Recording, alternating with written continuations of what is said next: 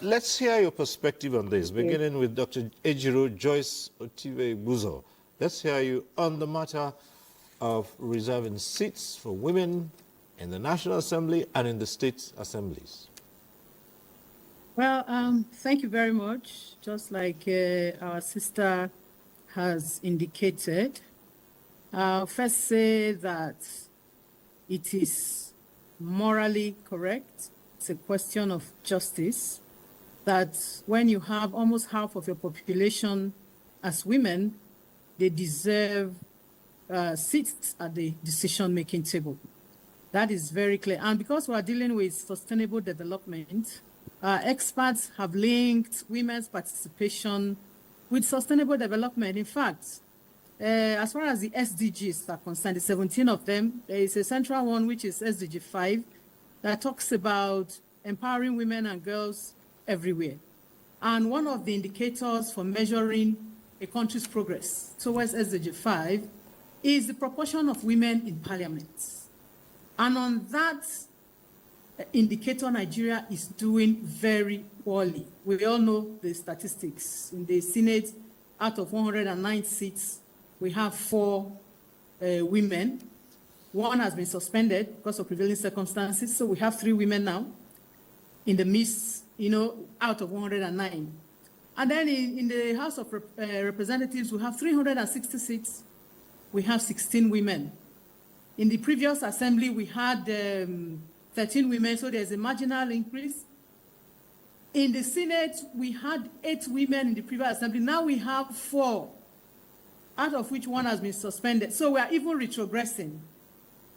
Whereas scholars have agreed that without achieving gender equality, there is no way we are achieving the Sustainable Development Goals.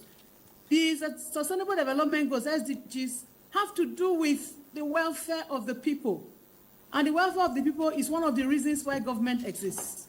It talks about no poverty, it talks about zero hunger, it talks about healthcare, access to water and sanitation, and several other things.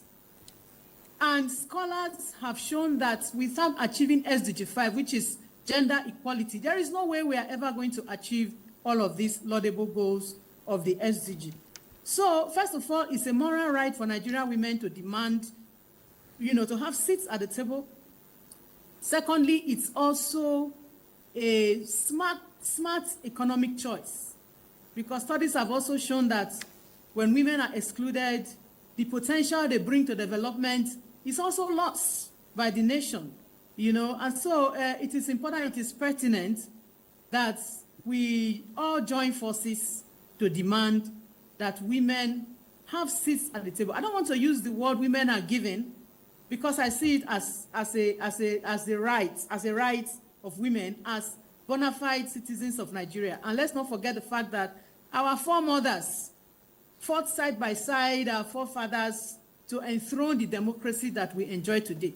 But constitutionally, from the time elections started in Nigeria in 1922, women have been excluded by law from even participating in politics. They were disenfranchised from beginning, from 1922 all the way to 1950, early 1950s. Women were not allowed by constitution to vote. So you can imagine that long gap. It was only in the early 1950s that women in the southeast and southwest were allowed by constitution to vote. Now, women in the north of Nigeria were not legally allowed to vote by constitution until the 1979 constitution, which sounds to me like yesterday. So the exclusion has been there, and this was legal exclusion. We are not yet even counting exclusion as a result of patriarchy, as a result of violence, as